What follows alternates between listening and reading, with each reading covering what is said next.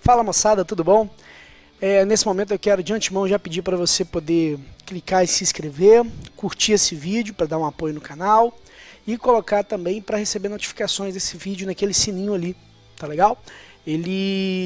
Assim que a gente lança um vídeo novo, ele já manda para você e você já consegue ficar ligado. Nesse canal você também assiste videoaulas tanto de resolução de exercício quanto de conteúdo específico, tá? Dos conceitos e tudo mais.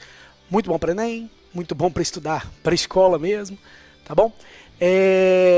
Lá na descrição do vídeo tem todos os links de perfil social, também entra lá, dá uma força. Tem também um apoia-sezinho para poder ajudar, porque ó, isso aqui tudo é feito no improviso, e aí às vezes com uma câmera melhor, coisa do tipo, a coisa funciona melhor, né? Enfim, vai lá, dá uma força pra gente, e só se você quiser, claro, né? E é isso aí, beleza? Bora pra aula.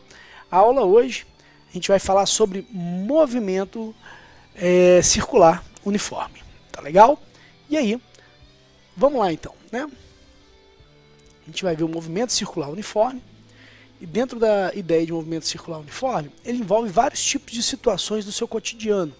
A gente vê aqui alguns exemplos, né? Ventiladores, a gente vê rodas de bicicleta, não só as rodas, mas também, olha, nas catracas da roda ali, onde tem...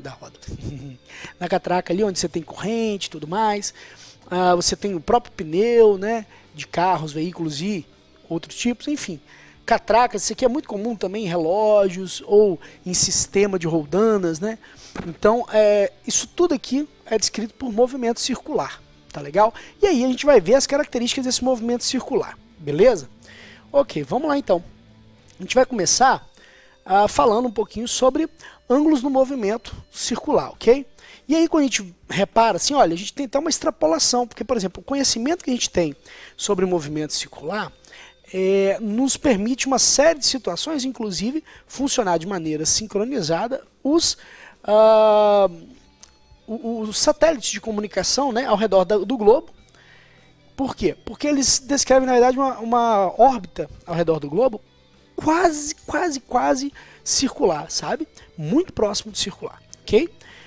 Então, por exemplo, a gente teve o acoplamento, né, da Crew Dragon, que foi acoplada na ISS, que está em órbita na Terra. Então, ela tinha que estar na mesma velocidade da estação que estava em órbita Terra ali, para poder ela acoplar, né, Estação Internacional Espacial. Tá? Da mesma forma, então, ela ficava descrevendo o quê? Um movimento circular semelhante, quase circular, né? Mas que a gente vai adotar aqui nessa forma de falar aqui agora, como circular, ok? Então, os satélites, reparam, eles ficam em movimento ao redor. Inclusive, fica um detalhe, a ISS é vista a olho nu, é possível.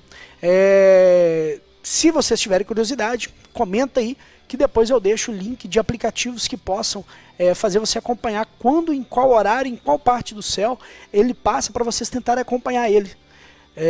Em olho nu é possível avistá-lo, tá bom? Então vamos lá, seguindo aí. E aí a gente tem também outro exemplo, ponteiros de um relógio, né? Os ponteiros do relógio também descrevem o movimento circular, enfim, várias coisas descrevem, né? E aí, nosso objeto de estudo, então, nesse movimento circular, a gente vai ter que fazer o quê? A gente vai ter que observar um movimento circular e uniforme, tá?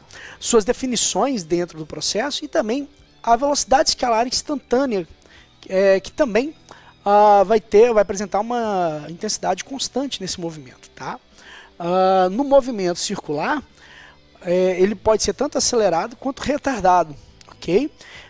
E tem a sua velocidade variando com o tempo. Só que a gente só vai estudar no movimento circular exatamente o movimento circular uniforme, ok? Que é o que geralmente se cobra, tá legal? Vamos lá então, seguindo aí. Para a gente começar o estudo, a gente tem que entender o seguinte: o estudo da circunferência, e quem está estudando isso neste exato momento e é do primeiro ano, vai ter uma dificuldade um pouco sobre isso, porque nunca viu nada de estudo de circunferência. Já quem está no terceiro ano e vai para o Enem, às vezes já viu alguma coisa. Então fica uma dica: se você tiver dificuldade, no fim desse vídeo, dá uma olhadinha em aula de estudo trigonométrico da circunferência, tá legal? Vai te ajudar bastante. E aí, olha só, aqui a gente tem um plano XY, ó, tá vendo? Ok? E a gente vai considerar que os ângulos são... A gente começa a contar os ângulos a partir do zero aqui, ó, deste ponto aqui, ok? Então, a partir... Deixa eu até tentar aqui ir riscando. Deixa eu fazer uma brincadeirinha aqui que eu vi que é possível. Tá, aqui, ó. Caneta, ó, marca texto, pronto, ó. Ih, rapaz, marca texto não. Deixa eu pegar aqui. Caneta, cadê? Como eu disse, aqui tudo é improvisado, tô fazendo mouse. Então vamos lá, olha. Aqui, ó, tá vendo aqui? A gente tem o ponto zero. Os ângulos vão começar a contar a partir deste ponto. É como se fosse ali nosso referencial no movimento, que a gente já falou, só que para um movimento circular, beleza? E eles terão sentido anti-horário, eles vão girar nessa direção aqui, que eu estou tentando colocar uma seta, mas eu sou muito ruim, mas ó, nesse sentido aqui, beleza? Ok. E aí o que a gente vai ver? Ela vai formar um ângulo, ok? E a gente vai ter nessa circunferência um raio constante. Raio é o quê? Raio, cara, é a exata distância. Eu vou tentar, ao invés de riscar aqui, apontar com alguma coisa, que eu acho que vai ser melhor. Ele tem aqui, ó, uma distância entre o centro e a borda, em qualquer ponto dessa linha, tá vendo?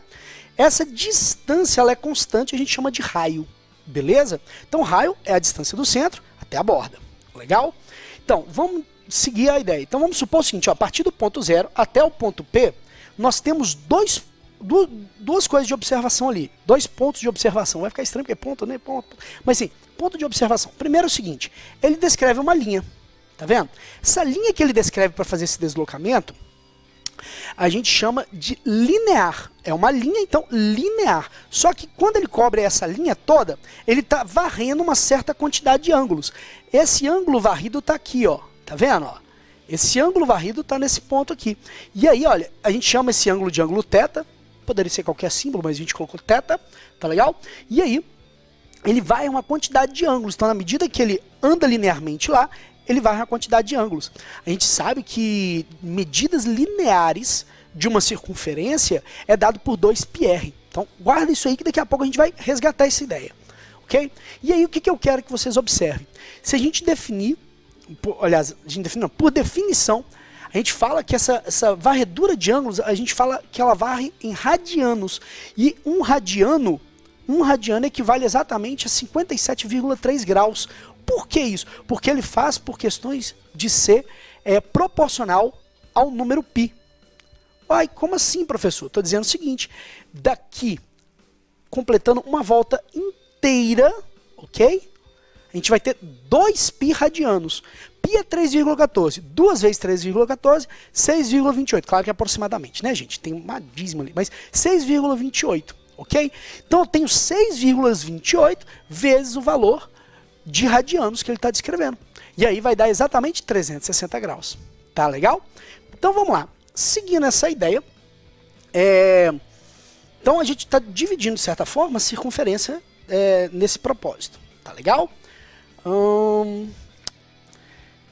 Acho que eu falei tudo que eu tinha que falar. Então a ideia é que nessa mesma ideia, olha, 57,3 graus equivale exatamente 1 radiano pra gente. Tá legal? 1 radianozinho.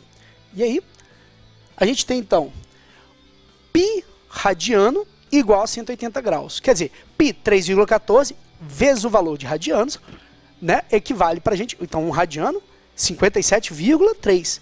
Se eu pegar 3,14, multiplicar por 57,3, eu vou ter 180 graus. O que é 180 graus? É metade da circunferência. É como se a gente estivesse saindo daqui e fizesse metade da circunferência até este ponto. Ok? Show? Beleza. Vamos então. E aí, olha, se a gente pegar a variação de radianos, de ângulos radianos, ali, multiplicar por π e dividir por 180, a gente tem o valor dos radianos. Quer dizer, ele está fazendo a operação inversa do que eu acabei de falar, na verdade. Tá legal? Beleza. Deixa eu só mudar a tela aqui, porque eu acho que vocês não estão vendo. Aí, agora ficou um pouquinho melhor, né? Então, vamos lá. Aqui eu fiz uma tabelinha, que é para ser uma tabelinha básica, só para a gente poder ter a noção correta, tá? Então vamos lá, olha só, a gente tem aqui o seguinte, nós temos aqui exatamente a descrição da circunferência, lembrando que sai do ponto zero, certo? 0 graus, né? E quando ela dá a volta completa, completa 360 graus.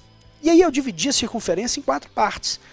Quer dizer, daqui até aqui tem 90 graus, daqui até aqui 180 graus, metade da circunferência, daqui até aqui 270 graus, ou 3/4 de uma circunferência, e aí, daqui até aqui, a gente tem a volta completa, 360 graus, ok? Então, quer dizer, daqui até aqui não, né? Daqui até aqui a gente tem 90 graus. Mas assim, esse trecho todinho, até retornar aqui, 360 graus.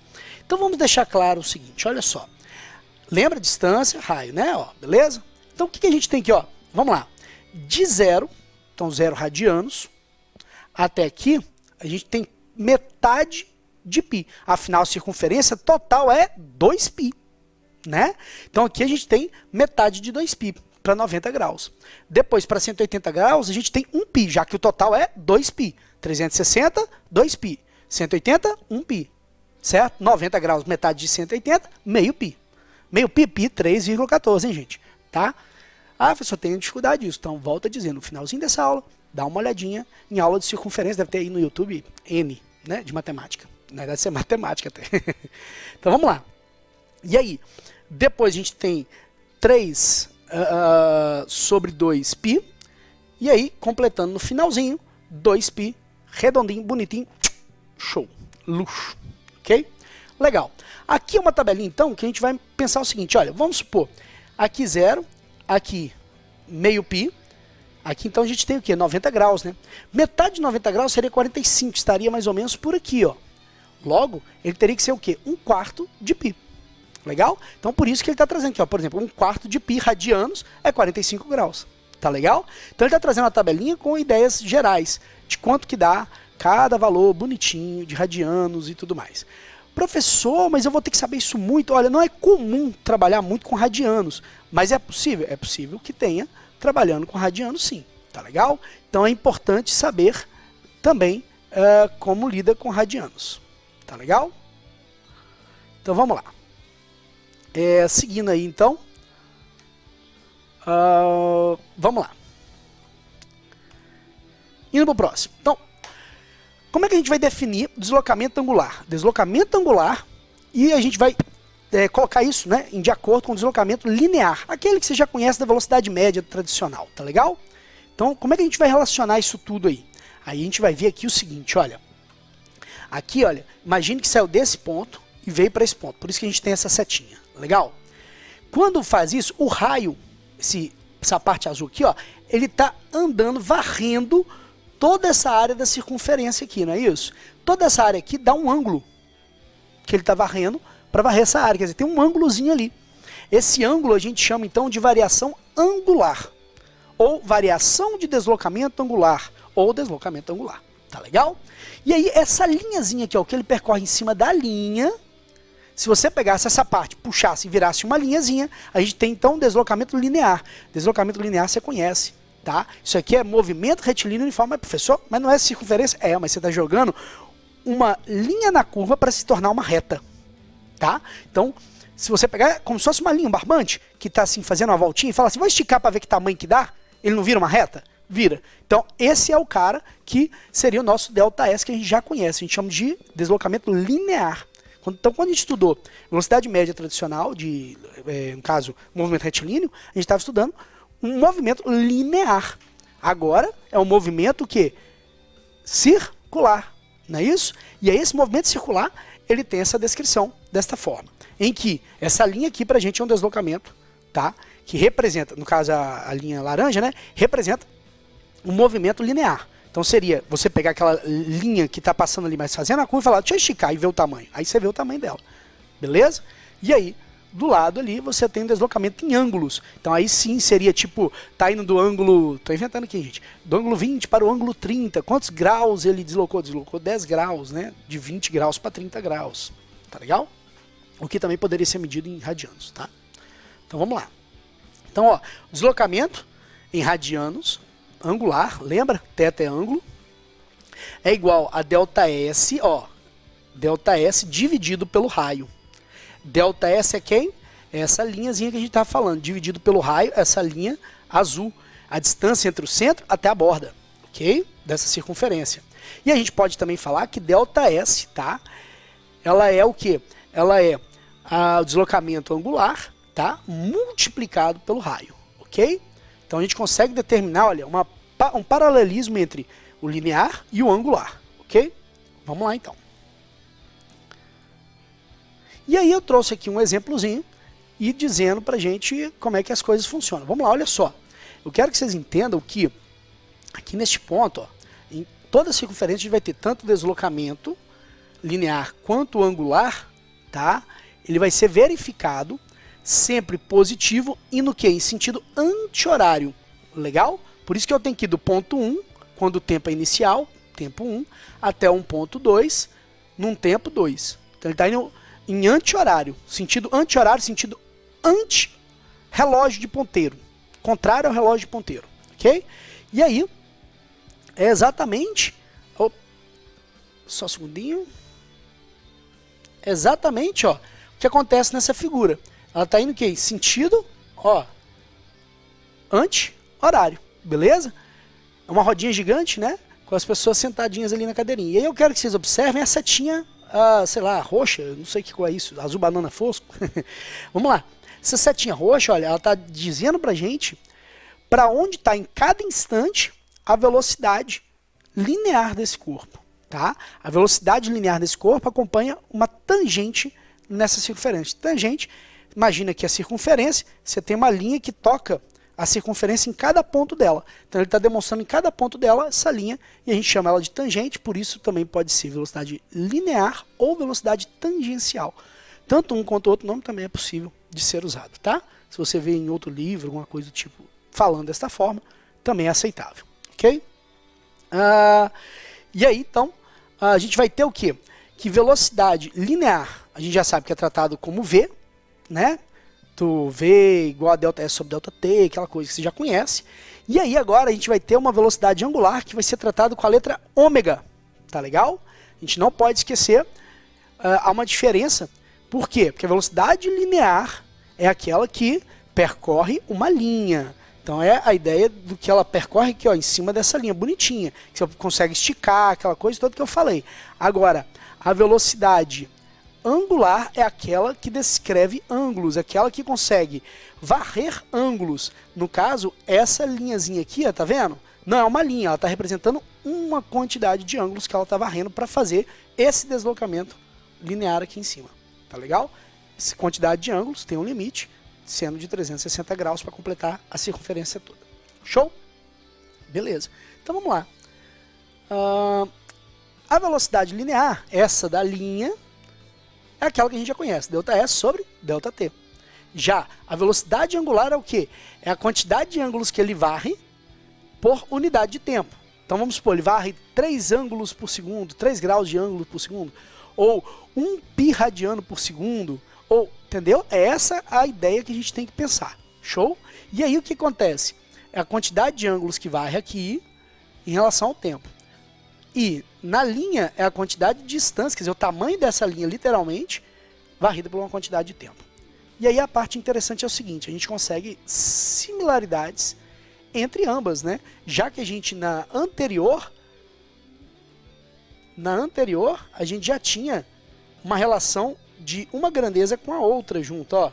Então a gente consegue unir essas duas equações também, tá? E aí, vamos então para essas relações entre angulares e lineares. Imagine o seguinte, olha, eu consigo ter velocidade igual a ΔS sobre ΔT, que vocês já conhecem da velocidade escalar média tradicional, né? Velocidade constante, aquela coisa toda.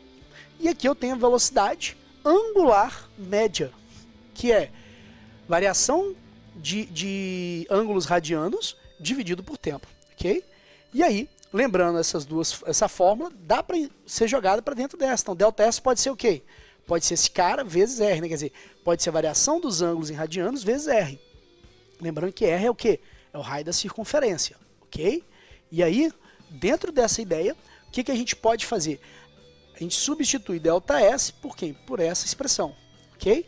Então a gente poderia chegar então à ideia de que a velocidade, já que isso aqui é a própria expressão da velocidade angular, eu posso substituir e falar assim, olha, velocidade linear é igual a velocidade angular multiplicado pelo R que sobrou aqui, ó. Tá legal? Porque delta θ sobre delta t, ó, tá aqui. E ela é quem pra gente? A velocidade, então posso substituir. Então tem duas expressões, aliás, três expressões aí muito importantes. Eu tenho essa aqui que a gente já conhecia, tenho essa aqui que é muito similar a esta aqui, mas varrendo ângulos. Aí vem a principal de todas elas aqui nesse quadro, que é quem? Que é a velocidade linear em relação angular. Tá legal? Velocidade linear, ela pode ser igual a quem?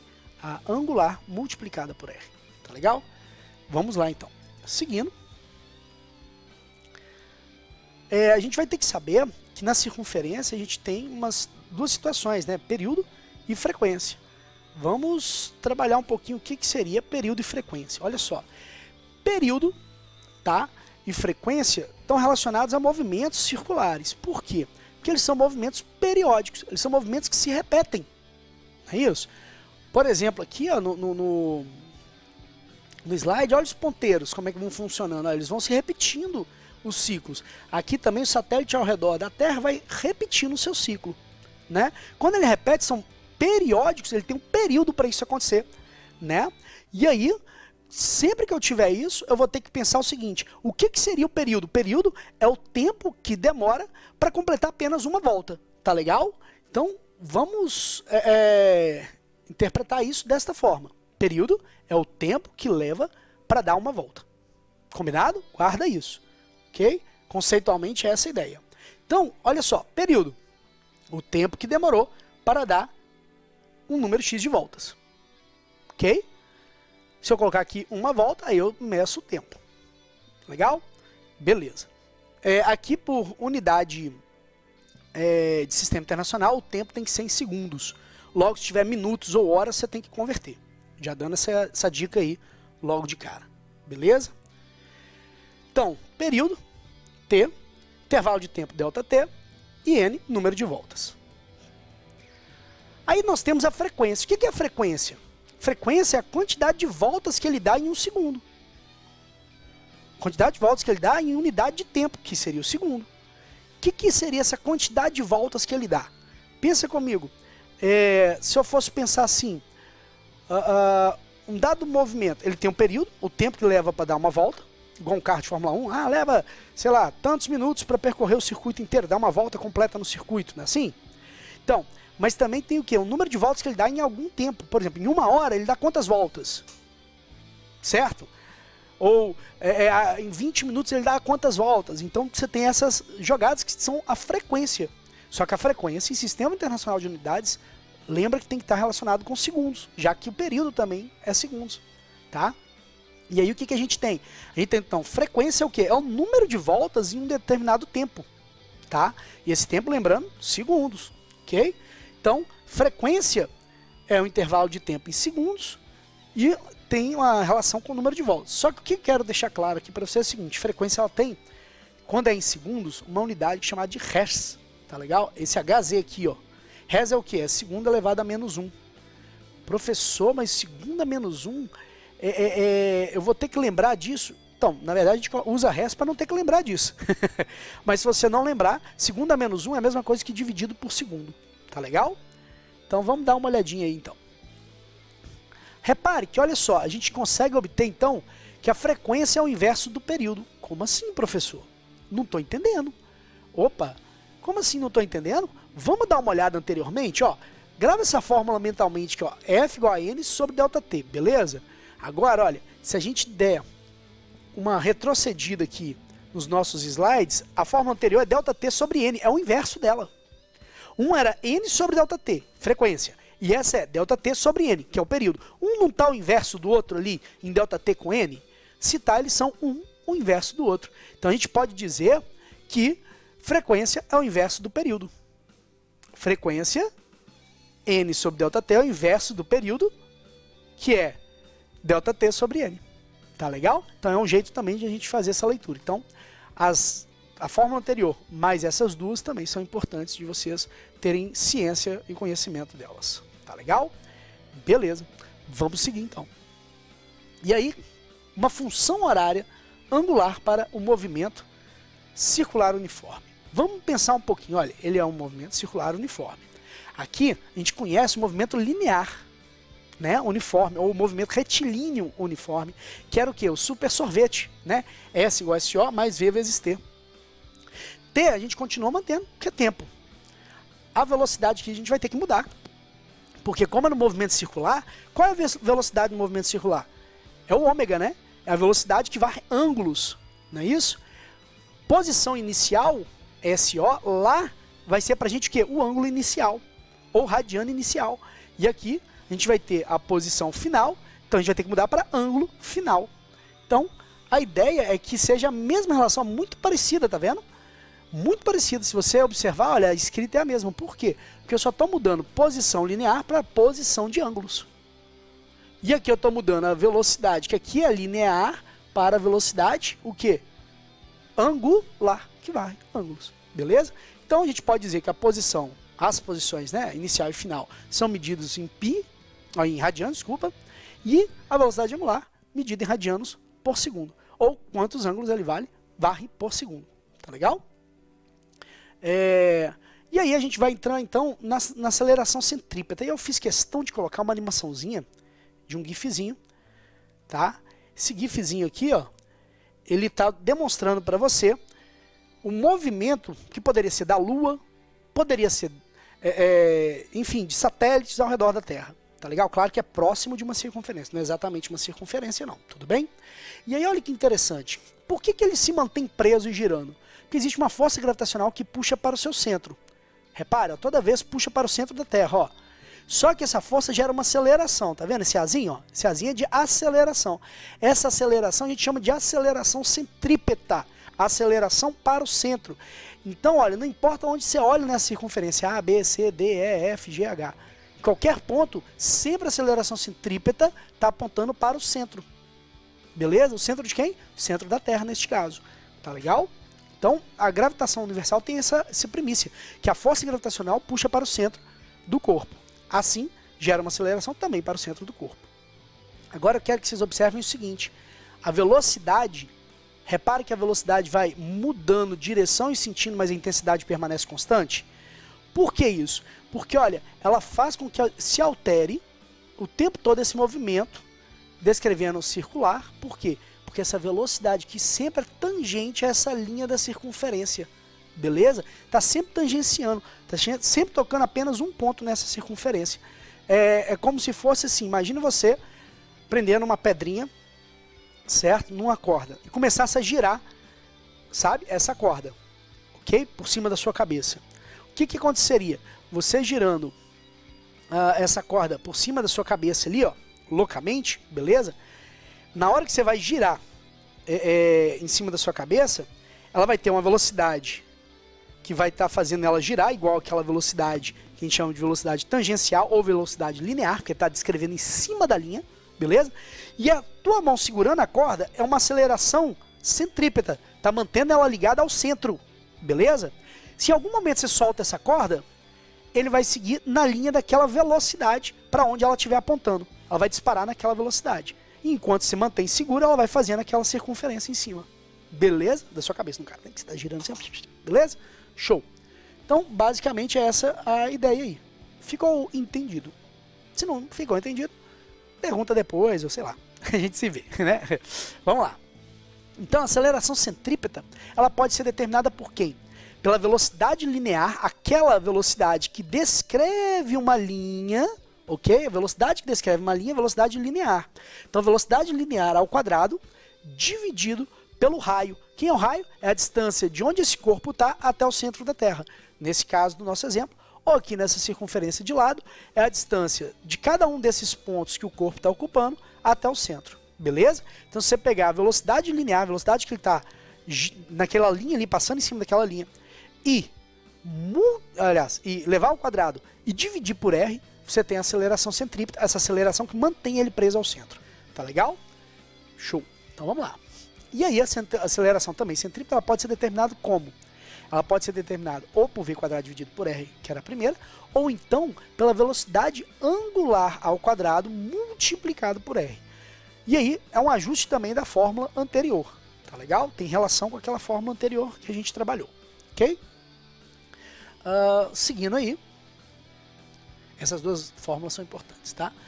a gente tem polias. Polias são o quê? Polias, roldanas, catracas, são o quê? São objetos que são circulares, que podem estar conectados de N jeitos. Legal? E aí os jeitos mais comuns que vocês observam são, por exemplo, olha, né, aqui a gente tem o quê? A gente tem a roda conectada com uma corrente, aí para ficar mais claro tem aqui, ó, né, as catraquinhas lá da roda com a corrente, beleza? Esse é um jeito de você ver. Então elas estão conectadas para uma correia, para uma corrente, legal? Beleza. E aqui você tem o quê? Você tem conectada de outra forma, né? Direto no contato direto, né?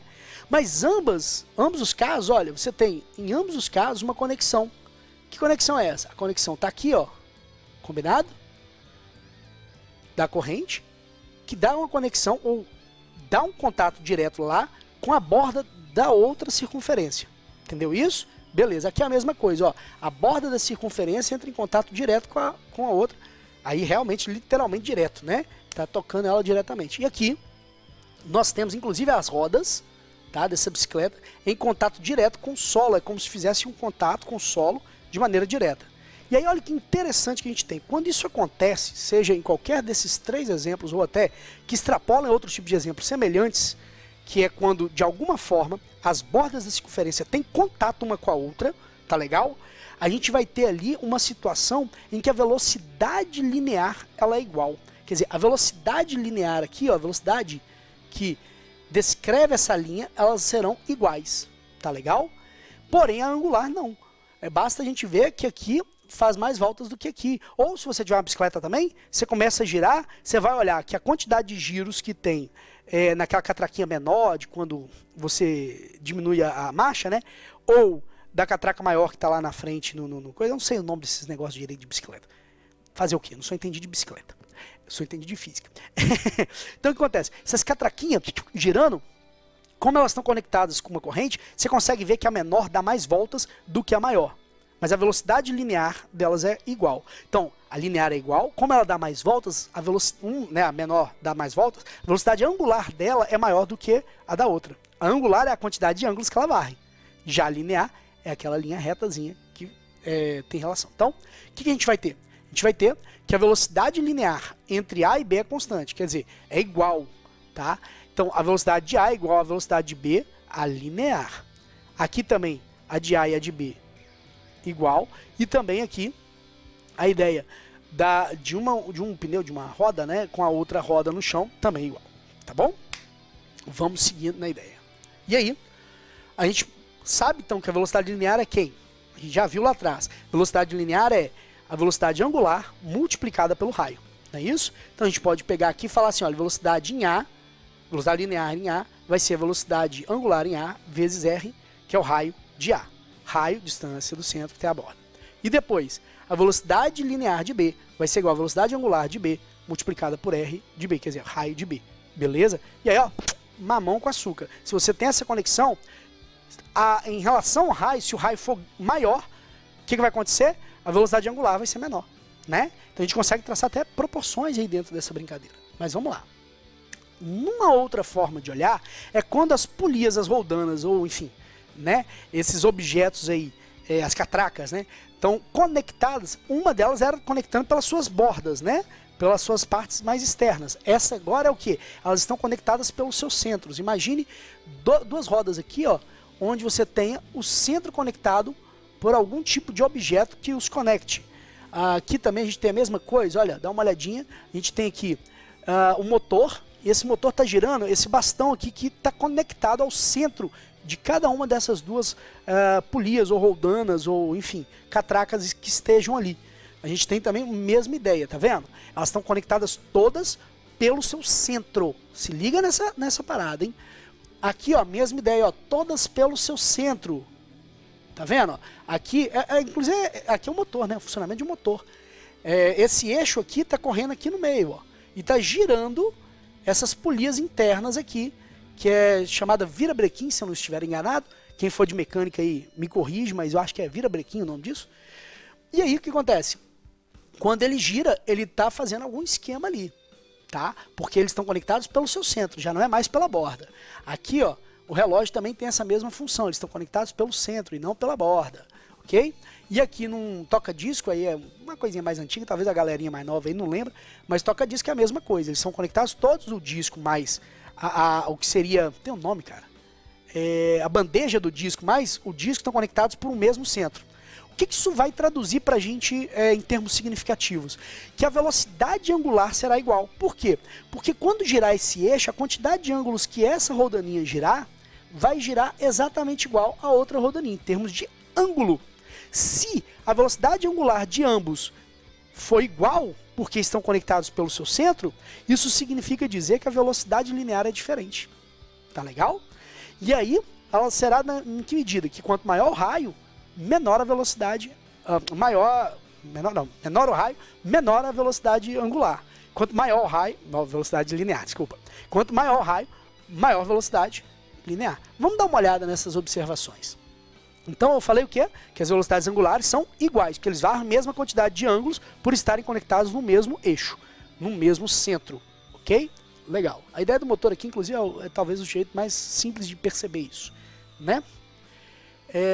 Mas também tem um outro jeito de perceber. Sabe aquelas, lembrei agora, sabe aquelas coroinhas de bicicleta? Nossa, coroa, né? Eu tô chamando de coroa, pode ser catraca, eu não manjo, tá? Mas tem lá, sei lá, 3, não tem? Tem umas que tem 3, outras tem mais, mas enfim. Se você girar a roda, todas elas, não importa o seu tamanho, varrem o mesmo ângulo. Que elas giram todas elas juntas ao mesmo tempo, que elas estão ligadas todas no mesmo centro, no mesmo eixo. Tá legal? Por isso que acontece isso. Então elas têm velocidades angulares iguais, quer dizer, elas vão varrer mesmas quantidades de ângulo. Tá legal? Mas aí o que acontece? A gente sabe que velocidade angular é o quê? Também pode ser V sobre R. Então, a velocidade angular de A vai ser quem? A velocidade linear, aquilo que ele varre aqui na pontinha, aquela linha, né, que a gente já falou, sobre o raio de A. E ela vai ser igual a quem? Aí, a velocidade angular de B vai ser quem? Velocidade linear de B dividido pelo raio de B.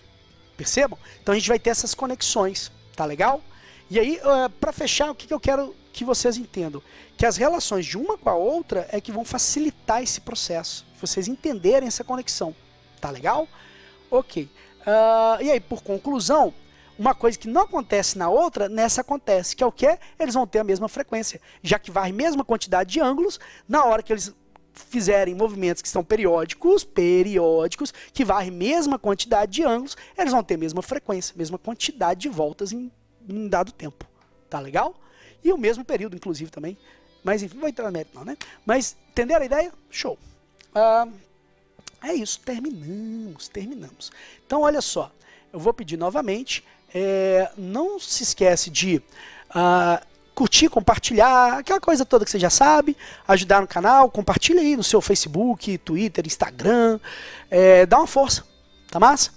E no mais, eu fiz essa videoaula para tentar contornar a situação dos vídeos que foram dados pela CEDU para a gente poder estudar, porque tinham alguns erros ali, eu quis contornar esses erros, tá bom? Tudo de bom, muito obrigado, abraços e a gente se vê por aí.